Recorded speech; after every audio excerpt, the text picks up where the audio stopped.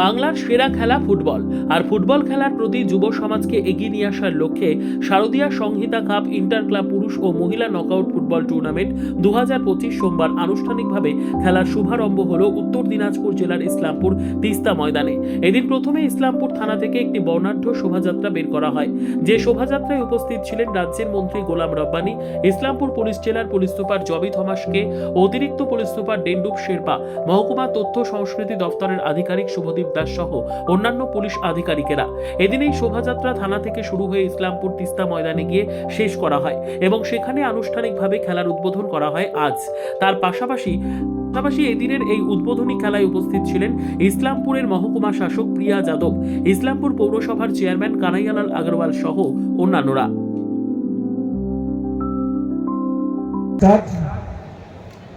14 তারিখে ফাইনাল হবে। আমি দেখেছি ফুটবল, আমি নিজেই ফুটবলের খেলোয়াড় ছিলাম ছোটবেলায়, যার জন্য ফুটবলটাকে ভালোবাসি সবসময়। আর আমার নন্দঝাড় থেকে একটা টিম এই পুলিশের ইন্সপিরেশনে, পুলিশের তাকিদে, আমরা থানার তাকিদে আজকে ওরা ন্যাশনাল টিম হিসাবে ন্যাশনালি ইন্টারন্যাশনাল খেলার জন্য ওরা গেছে বাইরে। আজকে আমরা কল্পনায় ভাবতে পারিনি, চিন্তায় আসেনি যে আমাদের নন্দঝাড় থেকে ইসলামপুর থেকে ডিক্লেয়ার করা হয়েছে পশ্চিম বাংলাকে, যার জন্য আমাদের দেশের নাম, আমাদের রাজ্যের নাম সারা পৃথিবীর সুনাম হয়েছে। যার জন্য আমি আমাদের মুখ্যমন্ত্রী মমতা বন্দ্যোপাধ্যায়ের অনুপ্রেরণায় ওর ইন্সপিরেশনকে আমি ধন্যবাদ জানাই। সবসময় উনি মানুষকে এঙ্গেজ রাখার জন্য সোশ্যাল স্কিম থেকে আরম্ভ করে সোশ্যাল ইভেন্টস, সোশ্যাল আপনার প্রোগ্রাম সবসময় আমরা এঙ্গেজ থাকি। এটা ইসলামপুর পুলিশ ডিস্ট্রিক্টের একটা কমিউনিটি পুলিশিং ইনিশিয়েটিভ। আমরা আশা করছি